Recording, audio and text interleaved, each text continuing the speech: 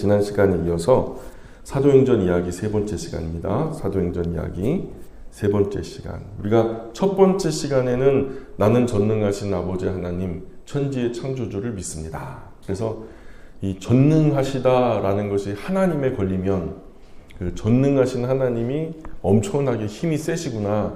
그 힘이 센 그 힘으로 천지를 창조하셨구나. 그런데 그분은 나랑 별로 연관이 없는 분으로 끝나버리거든요.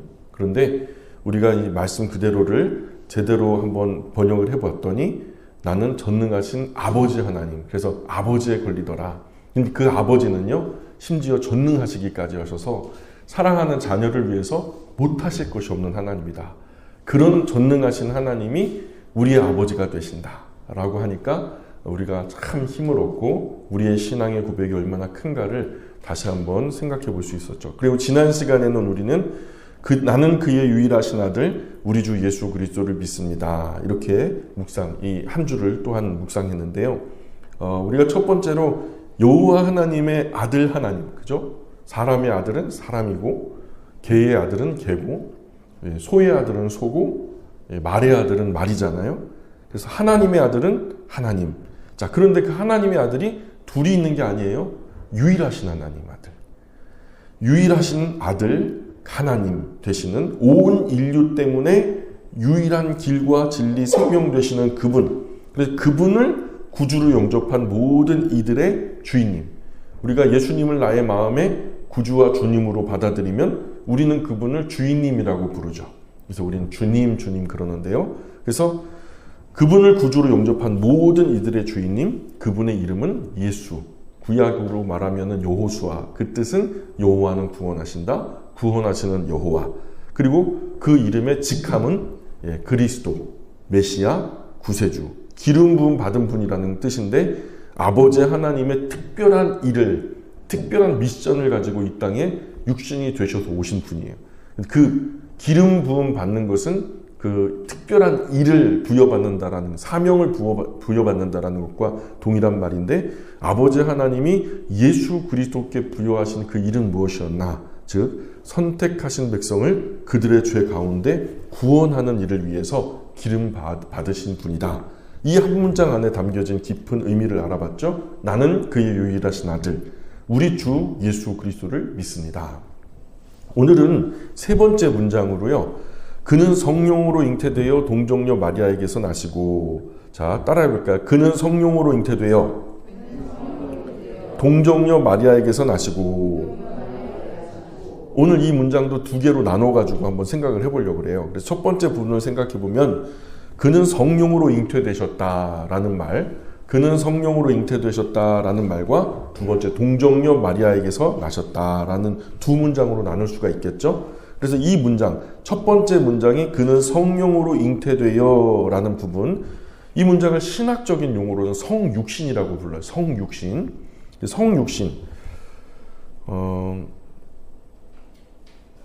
성육신 이렇게 씁니다. 이룰 성자 기를 그 육자 몸신자. 그래서 하나님이 사람이 되셨다. 하나님이 사람이 되셨다.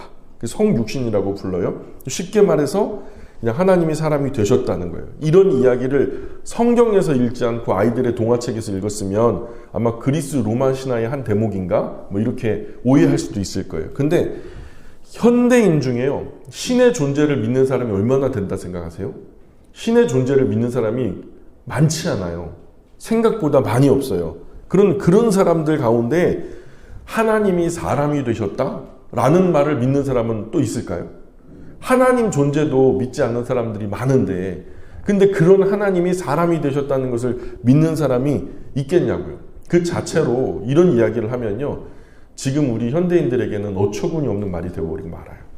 반면에 고대 사회에서는 사실은 모두 다 신의 존재를 믿었어요. 100% 신은 존재한다. 동서고금막론하고 신이 존재한다라는 것이 깨어진 것은 불과 300년 전이에요. 불과 300년 전 이 인문혁명 일어나면서 이후에 그 급속도로 인본주의적인 사관이 들어오면서 하나님이 없을 수도 있겠다 하면서 무신론이 주장된 것은 사실상 본격적으로는 한 300년밖에 되지 않거든요. 근데 고대 사회에는 누구나 다 신의 존재를 믿었어요. 그런데요, 그런 고대 사회에서도 하나님이 사람이 된다? 지금 이거는 쉽게 받아들일 수 없는 말이에요. 왜 그런가 하면 고대 헬라 세계에서는 이분법적 사고예요. 흑과 백, 선과 악, 빛과 어둠. 그래서 이분법적 사고, 이원론적 사고. 그래서 그 대표적인 사상 체계가 바로 여러분 잘 아는 플라톤주의라는 게 있어요. 그래서 그 시절 플라톤주의가 유럽을 잠식한 상황이었어요. 사람들의 뇌 구조가, 생각의 체계가 이분법적으로, 이원론적으로 바뀌었던 그 소위 사람은 영과 육체로 나눌 수 있다.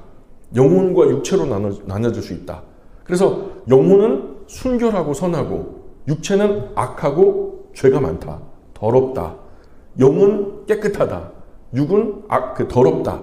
이런 사관이 아주 당연하게 받아들여지던 시절이었죠. 그런데 여기서부터 우리가 초대교회, 벌써 이미 이 신약 성경에 기록되어 있는 초기 그 유럽에 예수 그리스도의 복음이 전파되니까 그 전파되던 시절에 그리스 로마를 중심으로 해서 헬라 철학이 융성했던 때잖아요.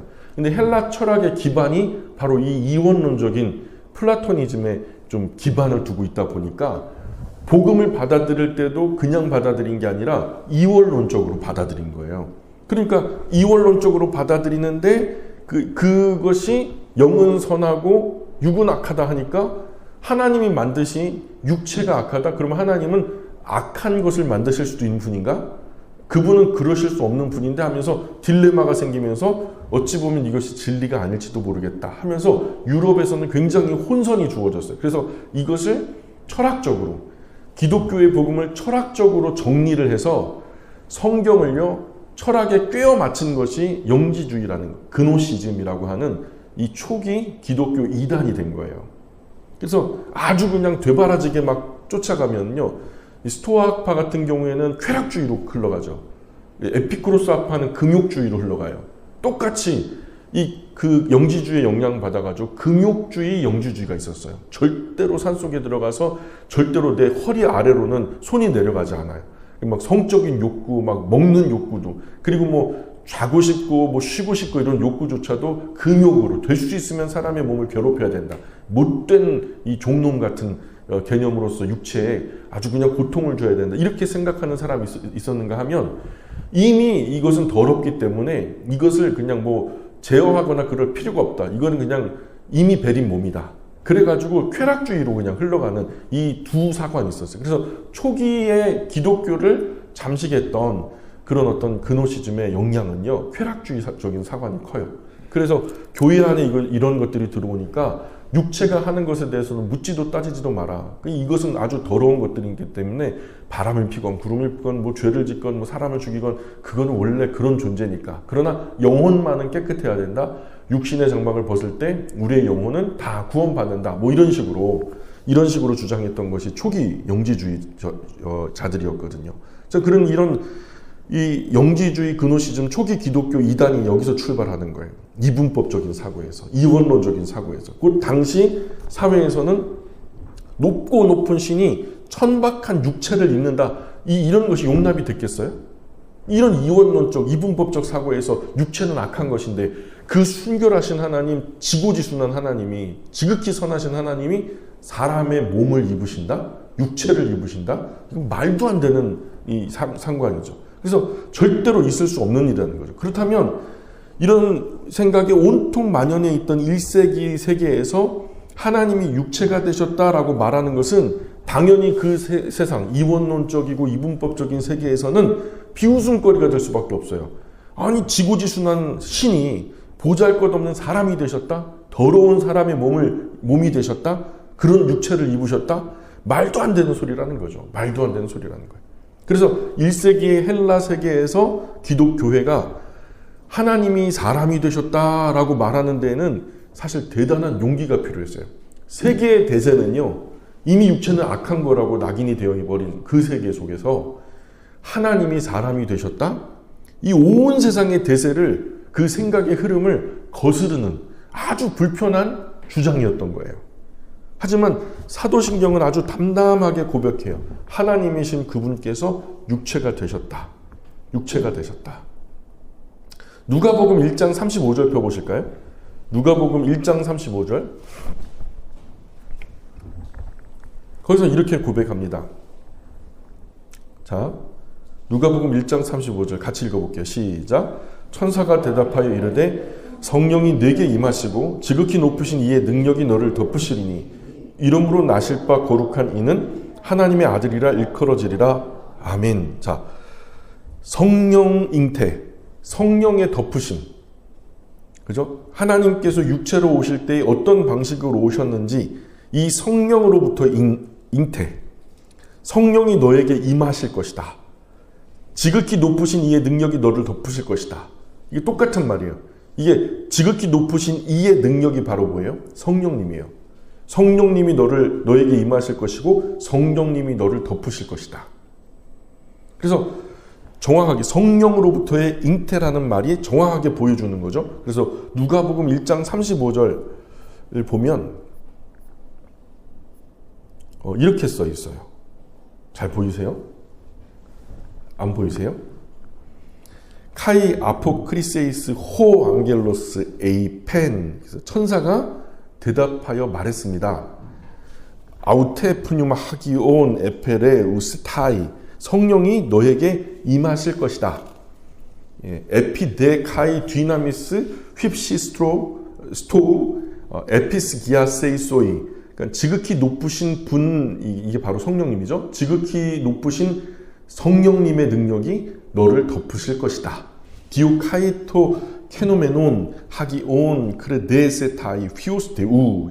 그러므로 태어나실 그분은 하나님의 아들이라 불려지게 될 것이다. 이런 뜻이에요. 그래서 이 수태고지 구절이라 그래요. 수태고지. 예수님의 나실 것을 미리 고지하는 거예요. 수태고지 구절에서 마리아는 항상 너에게 라는 식으로 대상으로서만 나타나요. 그래서 주어는 언제나 누구예요? 주어는 언제나 성령님. 성령님. 그래서 수태고지의 핵심은 뭐냐? 자, 여기서부터 여러분의 이성의 칼날이 예리해지셔야 돼요. 너는 곧 임신할 것이고 너가 곧 아기를 낳을 것이다. 이게 아니에요. 성령님이 너에게 임하실 것이고 성령님의 능력이 너를 곧 덮으실 것이다. 곧 하나님의 아드님의 하나님, 아드님 되시는 하나님, 그분이 성육신에서 주체는 항상 언제나 성령님이신 거예요.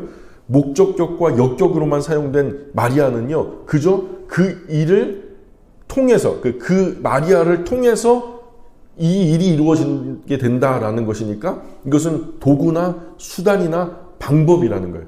그래서 초기 신학자들은 이것이요, 많은 사람들에게 설명을 해도 마음 속 시원하게 이게 잘 설명이 안 되니까 뭐라 그래요? 파이프라 그래요. 파이프.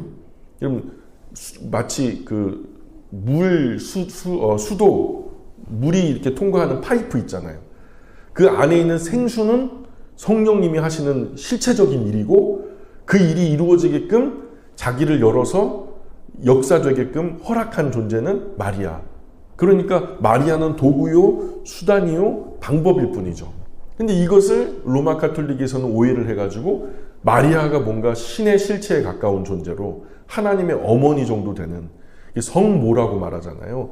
이 성모라고 말하는 것 자체가 하나님의 어머니라고 하는 고백이랑 똑같은 거죠. 근데 이것은 전혀 성경적으로는 맞지 않는 얘기다. 우리는 이 사실에 대해서 우리에게 오신 분이 과연 누구신지를 확실하게 알 수 있게 되는 거예요.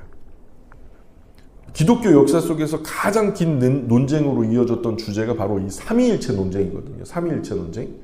삼위일체 논쟁으로 많은 사람이 이단으로 정죄됐어요. 삼위일체 교리 논쟁에서 정통 교리로 인정받은 사람도 수차례 투옥 끝에 최종적으로 승리했죠. 오늘 기독교는 아리우스 논쟁에서 승리로 이끌었던 아다나시우스 삼위일체 교리를 정통 교리로 받아들이고 있어요. 한번 따라해 보실까요? 아리우스, 아다나시우스. 여러분, 아리우스가 좋은 사람일까요? 아다나시우스가 좋은 사람일까요? 예? 아리우스는 좀 나쁜 존재예요. 아다나시우스가 좋은 사람이에요. 이 뭔 주장을 했냐면, 논쟁의 핵심은 아들 예수 그리스도와 아버지 하나님이 본질상 동등한지 아닌지에 관해서요. 그러니까 동일 본질을 주장했던 것이 그 동일 본질에 해당하는 호모시우스. 그래서 이거 하나님과 동일한 본체가 되신다. 100% 하나님, 아버지 하나님을 반영한 100% 하나님의 아들 하나님. 그렇잖아요. 우리가 사람인데도 우리가 아들을 낳아요. 나는 대단하고 쟤는 작은가요? 같은 인격이에요. 인격의 가치관으로 따졌을 때 나는 100이고 쟤는 50인가요? 아니죠. 인격의 가치관으로 봤을 때 나도 100이고 내가 낳은 이 자녀도 100인 거예요. 그래서 내가 함부로 대하지 못하죠. 왜냐하면 인격이니까. 하나님이요, 이게 하나님의 아버지가 되시는데 그 아버지 하나님에게서 계시는 아들 하나님이라고 하니까 우리가 흔히 생각하기를 아버지보다 큰 아들은 없다. 그러니 아들은 종속적인 개념이다. 그래서 호모이우스라는 단어를 썼어요. 아버지 하나님의 종속적인 개념으로 크신 아버지 밑에 작은 아들, 이런 식으로. 그래서 이 호모시우스와 호모이시우스가 이제 논쟁의 핵심인 거예요. 아버지와 아들이 유사 본질이라는 것은 아들을 아버지보다 하등의 위치에 두는 거죠. 그래서 유사 본질, 그래서 아버지 하나님 아래 예수 그리스도를 종속적으로 두는 거예요. 이것은 아들과 아버지가 동일한 본질이라는 주장에 따르면 아들은 아버지와 동등한 위치에 있는 것이 아니라 아버지에게 종속된 위치에 있게 되는 거죠. 왜냐하면 이게요, 철학적인 사관과 또 닿아서 유출설이라고 들어보셨어요? 뭔가 큰 존재가 작은 존재를 유출한다는 거예요. 그래서 그것은 큰 존재에게서 나타난 작은 존재, 유출되어진 한 존재다. 그래서 그것은 앞선 것이 큰 존재고 유출된 것은 작은 존재다. 그래서 종속 개념, 주종의 개념, 이렇게 받아들였던 거죠. 그러니까 우리가 성경을 읽을 때도 하나님은 큰 존재, 아들 예수님은 작은 존재, 이렇게 주장했던 거예요. 그러나 그게 성경적으로 맞지 않다는 거예요. 동일 본체라는 거예요. 동등하다라는 거예요. 서로는 왜 목숨을 걸기까지 양보 없는 주장을 펼칠 수밖에 없었을까요? 유일신 하나님을 조상 대대로 믿어온 유대인에게는요, 자신이 하나님과 동등한 아들이라는 사실이 믿어지지 않았던 것과 마찬가지 때문에. 그러니까 뭔가 하나님이 보내신 메시아가 오시는데 그분이 구원자라는 거 알겠어요. 근데 보내심을 받은 자가 보내신 그분보다 크겠냐라는 거죠. 유대인들의 사고관이에요. 근데 그게 아니었다는 거예요. 성경대로 보니까 그분은 동일하게 우리가 하면서 창세기부터 동일한 그 본체로서 일을, 창조의 사역도 함께 하셨고 구원의 사역도 함께 하고 계시다라는 거죠. 어떤 사람은 하나님이 사람이 되셨다라는 것을 하나님 반, 사람 반, 하나님 50, 사람 50 합쳐서 100. 자, 그러면 그렇게 만나 하나님 반, 사람 반이 만나 하나의 신인이 되었다. 이렇게 주장을 해요. 뭐 양념 반, 프라이드 반도 아니고. 예? 하나님 반 사람이면 둘 다 온전하지 못한 거잖아요. 반만 하나님이고 반만 신이니까. 아니, 반만 인간이니까. 둘 다 온전하지 못한 신, 온전하지 못한 사람도 되는, 온전하지 못한 하나님도 되고 온전하지 못한 사람도 되고 둘 다 온전하지 못하죠. 둘 다 불완전하기 때문에 사람의 대표성을 가질 수 없어요. 50%는 대표성 가질지 몰라도 50%는 대표성을 못 갖는단 말이에요. 또 모든 사람을 포괄할 수 있기 위해서 100% 하나님이 되셔야 모든 사람을, 창조주 하나님으로서 모든 사람을 포괄할 수 있는데 50% 하나님이면 50% 사람만 포괄하게 해요? 그러면은 종횡으로 문제가 생기는 거예요. 대표성을 가질 수가 없어요. 구원자의 자격이 없는 거예요. 그래서 또 어떤 사람은요, 하나님과 사람이 혼합돼가지고 하나님 한 줌, 사람 한 줌 넣고서 믹서기에 넣고서 확 돌렸다는 거예요. 그랬더니 믹싱이 됐는데 제3의 존재가 됐다는 거예요. 이 굉장히 신기한, 하나님이고 동시에 사람인 어떤 이상한 존재가 나왔다는 거죠. 이것도 이단적인 주장이에요. 하나님의 아드님의 성육신은 100% 하나님께서 100% 사람이 되신 거예요. 아멘? 100% 하나님께서 100% 사람이 되신 거예요. 100% 사람이 되시니까 100% 사람의 육체가 되신 거죠. 그래서 예수 그리스도는 여전히 100% 하나님이신 채로 100% 사람이 되신 거라고 말하는 것이 옳다라는 거예요. 자, 100% 사람이 되셔서 그럼 100% 사람이시니까 사람의 대표자가 될 수 있어요, 없어요? 내가 영주권을 가지고 있는데 50%는 중국 사람이고 50%는 한국 사람이라면 한국 사람의 대표자 자격이 있어요, 없어요? 없어요. 내가 100% 한국 사람이어야 한국 사람을 대표할 수 있는 권리가 생긴단 말이에요. 그래서 100% 사람이 되셔서 사람의 대표성을 가지신 거예요. 그리고 또 100% 하나님이 되셔서 한두 사람이 아니라 모든 사람의 대표성을 가지신 거죠. 그래서 100% 사람, 100% 하나님이라는 말은 과거 존재했고 현재 존재하며 미래 존재할 모든 사람을 구원하기 위한 하나님의 품이 그만큼 크다. 그 품이, 구원의 품이 이루어졌다. 예수 그리스도께서는 분명 완전한 의미의 사람이셨지만 많은 분들이 그래요. 사람이 되어버렸다. 사람이 되어버렸다라는 말의 전제가 뭐예요? 뭔가 추락한 것 같잖아요. 사람으로 전락한 것은 아니라는 거예요. 사람으로 전락한 것은 아니라 이 부분에 비화하는 하나님의 비하라고 하는 신학적인 개념하고는 좀 다른 얘기예요. 우리는 이 부분을 조심해야 돼요. 우리 신앙의 선배들도 성경의 이 강조점을 잘 알고 있었어요. 때문에 그분은 완전한 사람, 완전한 하나님이라고 고백해요. 그 어떤 순간에도 그분이 완전한 사람, 완전한 하나님이라는 사실을 포기한 적이 없어요. 우리는 이 하나님의 아들 하나님의 오심이 성령님의 덮으심을 통해서 되었다라는 사실에서 은혜를 발견하는 거예요. 왜냐하면 예수님께서 이 땅에 오시기 전에 구약 성경에서 이 덮으심이라고 하는 주제가 많이 있었거든요. 일관되게 중요한 사실을 보여주는 이 덮으심이라는 단어가요. 신학사전에서 찾아보면 덮으심이라고 찾아보면 어떻게 설명되고 있냐면 이 동사는 쉐키나, 즉 여호와의 임재를 상기시켜 준다. 덮으신다. 뿐만 아니라 이 덮으심이라고 하는 단어는요. 랍비족 교훈에 비춰볼 때 룻기와 연결되어 있어요. 룻기 3장 9절에 보시면 룻기 3장 9절 한번 같이 읽어볼게요. 시작. 이르되 네가 누구냐 하니 대답하되 나는 당신의 여종 루시오니 당신의 옷자락을 펴 당신의 여종을 덮으소서. 이는 당신이 귀여운 물을 물을 자가 되미니이다 하니. 아멘. 이 무슨 정황인지 아시죠? 루시오 시어머니의 말대로 그가 우리의 귀여운 물을 자다. 너는 조용히 씻고 목욕제기하고 들어가서 그분의 발치에 누워라. 가만히 누워라. 그러면 이후에는 보아스 그 어르신이 하는 대로 너는 그냥 맡기면 된다. 그래가지고 그와 함께 이제 뭐 동침을 하고 귀여운 물을 이런 것을 계획했는데, 그런데 나중에 이제 잠자다 깬 보아스가 이 누구야 하면서 발치에 누워있는 여인을 보면서 이제 룻에게 했던 말이 이거예요. 네가 누구냐 하니 대답하되 나는 당신의 여종 루시오니 당신의 옷자락을 펴 당신의 여종을 덮으소서. 이는 당신이 귀여운 물을 자가 되미니이다. 자, 여기서 이 말씀을 상기시켜주는 주제죠. 예수님 이 성령의 덮으심, 당신의 옷자락을 펴 당신의 여종을 덮으소서, 이것을 생각나게 한다고 설명하는데, 즉 성령님의 덮으심은 하나님의 쉐키나, 그 여호와 하나님의 임재를 보여주는 거예요. 사람의 세상을 덮으시는, 그죠? 귀여운 물을 자가, 룻기의 배경으로 보자면 귀여운 물을 자가 이 땅에 오시는데 그분이 곧 하나님의 아들 하나님 메시아, 우리의 귀여운 물을 자, 즉 보아스가 되신다는 거죠.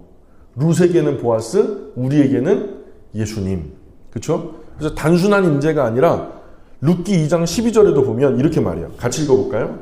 자, 시작. 여호와께서 네가 행한 일에 보답하시기를 원하며 이스라엘 하나님 여호와께서 그의 날개 아래 보호를 받으러 온 내게 온전한 상 주시기를 원하노라 하는지라. 자, 여기서도 그 덮으심에 대한 생각을 상기시켜주는 주제예요. 그래서 이 덮으심이 그 룻기의 배경으로 볼 때는 룻과 보아스, 그래서 보아스가 룻에게 살 길을 열어주는 것처럼 어떤 인류에게 하나님이 사람에게 이렇게 살 길을 열어주시는 이 구도로, 이 쉐카이나 또는 쉐키나라고 하는 것은 하나님께서 멸망당한 사망한 우리에게 그분의 옷자락으로 덮어주심으로 말미암아 우리가 다시 살게 된, 그죠? 살게 된 그것을 설명하고자 중요하게 모티브로 잡은 것이 덮으심이라고 하는 주제가 된다는 거죠. 예수님도 뭐라고 그러시냐면 마태복음 23장 37절에 볼까요? 예수님도 이 땅에 오셨을 때 마지막까지 거역하는 이스라엘을 보시면서 속상해가지고 이렇게 막 한숨 지면서 했던 말이 이 말씀이에요. 같이 읽어볼게요. 시작. 예루살렘아 예루살렘아 선지자들을 죽이고 네게 파송된 자들을 돌로 치는 자여 암탉이 그 새끼를 날개 아래에 모음같이 내가 네 자녀를 모으려 한 일이 몇 번이더냐. 그러나 너희가 원하지 아니하였도다. 아멘. 예수님 말씀은 하나님이 덮으신, 곧 룻처럼 보아스가 룻을 덮은 것처럼, 또 하나님이 이스라엘을 자기의 옷자락으로 덮으셔서 구원하셨던 것처럼 하나님 보호 아래로 들어오라고 하는 요청인 거예요. 따라서 성령님을 통한 잉태가 성령님의 덮으심이라는 의미로 곧 하나님께서 이 땅에 육신이 되셔서 오셨다라는 것을 의미하고요. 그 단순한 그곳에서 이곳으로 오셨다는 물리적인 현상이 아니에요.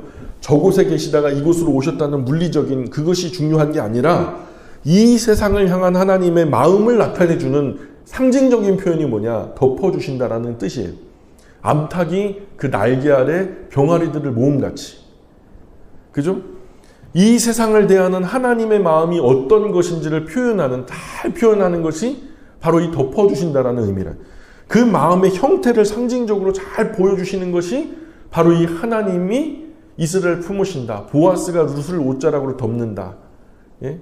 암탉이 그 병아리를 날개 아래 품는다. 이런 용어가요. 덮어준다. 이것이 하나님이 그의 택한 백성들을 보호하시고 인도하시고 안전한 곳에 거하게 하신다. 하나님의 성육신은요, 자기 백성을 그분의 날개로 안으시는 거예요. 그분의 큰 품 안으로 불러들여가지고 안전하게 품어주시는 거예요. 그 날개 바깥에 있으면 안 돼요. 죄의 비도 맞고요, 죽음의 추위도 노출될 수밖에 없어요. 결국요, 죄로 인해서 죽어요. 그러나 그분의 날개 안에 있으면 죄의 비도 맞지 않아요. 죽음의 추위에 우리가 노출되지도 않아요. 범접할 수 없는 그 영원한 안전함으로 우리를 불러주신다는 거예요. 우리를 품어주시고 안전하게 보호해 주신다는 거죠. 하나님은 창조하실 때 또한 빛이 있으라 하시면 빛이 있었고 그러잖아요. 빛이 있으라라고 하는데 그 빛이 있으라라고 하는 것이요, 히브리 어법으로 희구법이라고 해요. 희구하다라는 말이 들어보셨어요? 희구하다? 뭔가를요 간절히 염원하는 거예요. 정말로 그랬으면 좋겠다라고 하는 간절한 마음으로 마치 암탉이 이 알을 갖다가 이렇게 21일 동안 품는 것처럼 말이에요. 깨어날 때까지, 생명이 태어날 때까지 품어내는 것처럼 건강하게 태어났으면 하는 그런 바람으로 하나님이요, 창조주 하나님께서 희구하셨다. 빛이 있으라 하는데 용어는 있으라 하지만 실체적으로는 있었으면 좋겠다. 있어라. 있어다오. 이런 하나님의 소망은요, 없는 것을 있게 하신다는 거죠. 그래서 이게 마치 어미새가 알을 품듯 하나님은 원하시는 선하신 뜻을 마음에 품고 그렇게 되기를 간절히 희망한다 라고 희구함으로 온 세상을 창조하셨다는 거죠. 그분의 형상대로 사람을 지으실 때에도 이런 희구법이 쓰여요.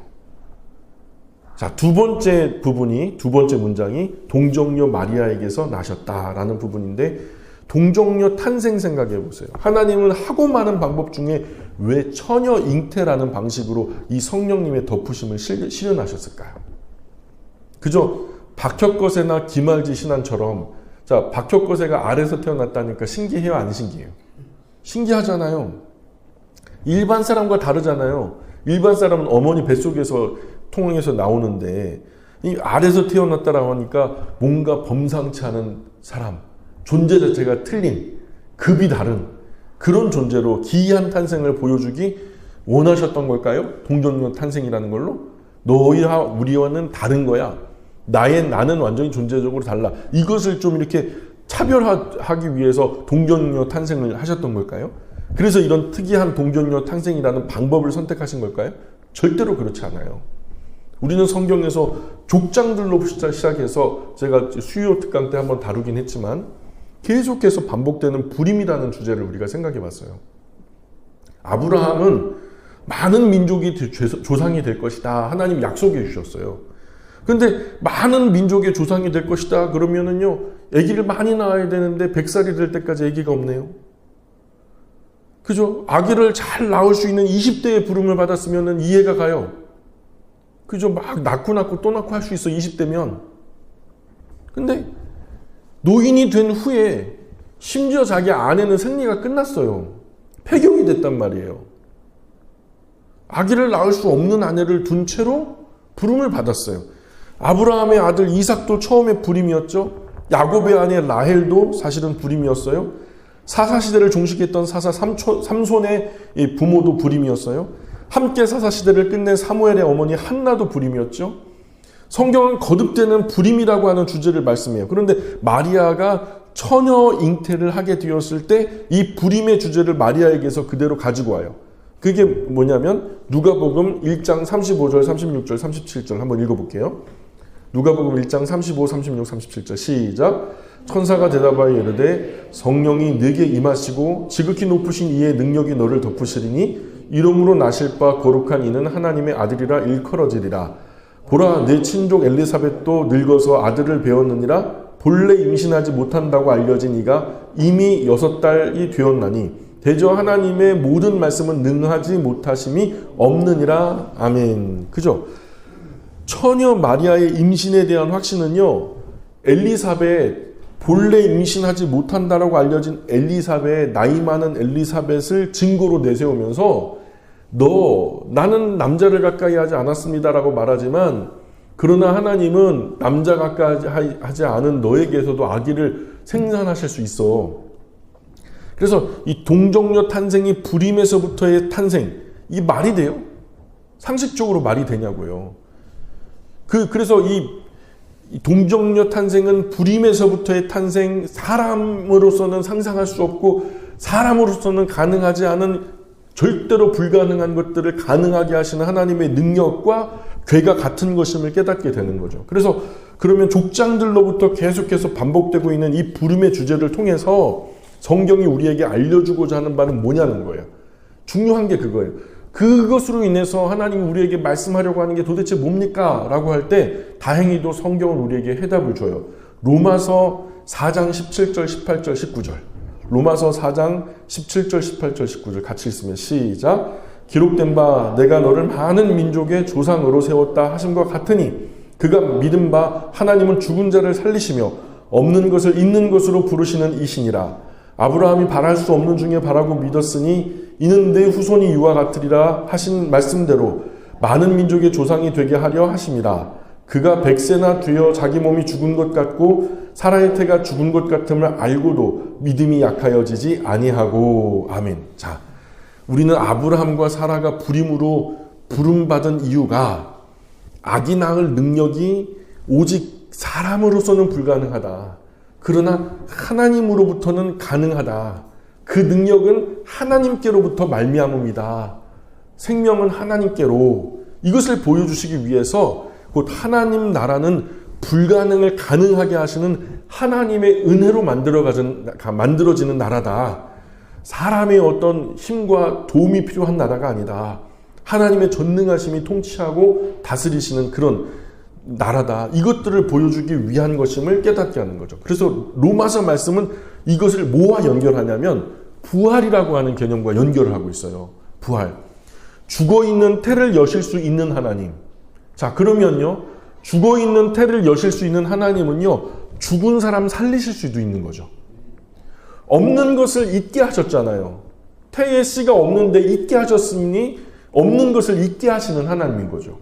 창조의 하나님. 그래서 아브라함에게 있어서 이삭의 출생과 이삭을 모리아산 번제단 위에 죽여 바쳐서라도 죽은 이삭을 다시 살리실 수 있는 하나님을 믿었다 그래요, 아브라함이.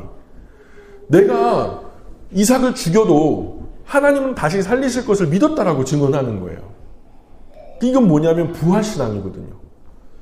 이와 같은 신앙은 신앙의 사람이 죄로 인해 죽어요. 그러나 그 막강한 죄와 사망의 능력에도 불구하고 부활의 날에는 예수 그리스도처럼 예수 그리스도로 인하여 능히 살아날 수 있다라는 것을 우리에게 보여주기 위함이었다는 거죠.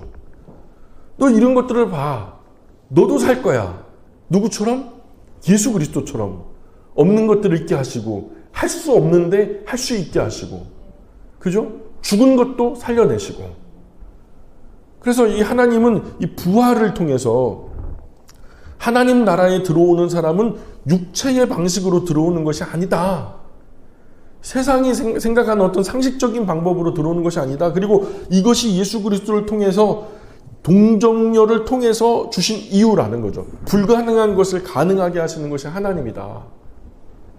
그리고 하나님의 아들 하나님, 그 성육신, 곧 하나님께서 이 땅에 오신 것은 하나님의 한량없는 은혜로 된 거죠. 이 나라는 자기 육체를 부인한 사람을 통해서만 얻는 거예요. 나로서는 할 수 없습니다. 내 안에는 구원이 없습니다. 그러나 하나님이 구원의 길을 여셨으니 제가 그 구원의 길에 의지할 뿐입니다 하면서 주님의 구원에 의지하는 자, 나의 육신의 노력을 제하고 하나님의 능력을 의지하는 자, 그에게 전능하신 그분의 날개 아래로 들어오라고 요청하는 거예요. 성령님의 덮으심 안으로 들어오라는 거죠. 구원의 방주 안으로 오르라는 거죠. 우리는 할 수 없지만 그분은 하실 수 있으니 그 하나님의 통치하심 안으로 들어와 그분의 백성, 그분의 자녀가 되라는 것이죠. 그래서 하나님의 나라는 세상적, 육체적 사고방식 가진 사람은 절대로 들어오지 못하는 그런 나라라는 거예요. 세상은요, 대번에 뭐라 그러냐면, 에이, 무슨 처녀가 아기를 낳냐? 말도 안 되는 소리. 말도 안 되는 소리 하고 있네. 그죠? 핑계 없는 무덤 먹고 아니 땡 굴뚝에 용기 날까? 그저 뭐가 있으니까 아기가 뱉는데 그걸 갖다가 미화시키고 신화로 만들어 버리려고 그냥 그렇게 한 거 아니냐? 이런 말이 일반적인 세상의 계산법이에요. 그러나 이것이 성령님의 잉태와 동정녀 탄생에 대한 사도신경의 고백, 곧 모든 그리스도인의 공통된 고백이라는 거예요. 하나님이 사람이 되신 이유가 뭐라고 생각하세요? 우리가 대표성을 생각하셔야 돼요. 그죠? 100% 사람이 되셔서 100% 하나님이 100% 사람이 되셔서 우리의 대표성을 가지시고 대속의 죽음을 십자가 위에서 죽으심으로 그분을 믿고 의지하며 그 마음에 영접하는 모든 이들이 그분의 생명의 씨앗을 마음에 나눠가죠. 예수 그리스도를 다시 살리신 그 부활의 능력이 그분을 믿고 따르고 영접한 모든 이들에게도 그대로 이식되는 거예요. 생명의 씨앗이 이식되는 거예요. 그래서 100년 미만에 노랗게 타져서 결국 말라 비틀어져 저 지옥불에 땔감이 되어버리고 마는 그런 존재가 아니라 다시 파릇파릇하게 영원히 피어오를 새 생명의 존재로 새 사람을 입었다는 거죠. 보라, 이전 것은 지나갔으니 새 것이 되었도다라고 말하는 의미가 여기 있는 거죠. 그래서 이 하나님이 사람이 되신 이유가 뭐라고 생각하세요? 그 이유가 일상의 진리로 받아들여질 때 하나님이 사람이 되셨어? 그 하나님의 아들 하나님이, 그 유일하신 하나님이 바로 이 사람이 되셨어? 그것이 우리가 일상에서 진리로 받아들일 때 나의 삶은 어떻게 달라질까요? 오늘 강의를 통해서 우리가 새롭게 깨닫게 된 내용이 뭐예요? 하나님 나라는 나의 육체의 것이 죽는 일을 통해서 온다라는 거예요. 오늘 하루 일과에서 나는 세상적 가치관이 주요했나요? 아니면 하나님 나라 가치관이 주요했나요? 세상의 원리가 그렇다 하니까 내가 우울했죠. 근데 하나님 나라의 원리는 우리가 우울할 이유가 없다라고 말해요. 심지어는 감옥 안에서도 기뻐하고 또 기뻐하라 말하거든요. 우리가 그렇게 주저앉아서 완전히 절망할 만한 이유가 뭐예요? 우리 원로 목사님이 교통사고가 났어요. 그런데요, 수소 전기차를 받아버렸네요.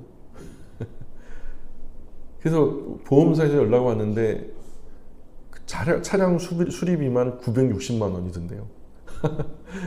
그리고 원로 목사님 차도 그냥 엄청 나오고요.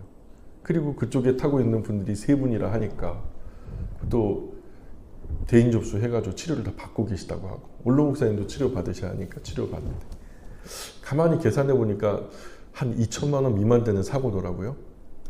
야, 연말에 바쁘기도 되게 바쁘고 또 아들도 군대 가고 한꺼번에 터진다는 말이 있죠. 여러 가지로 이제 뭔가 꽉 막힌 것 같은.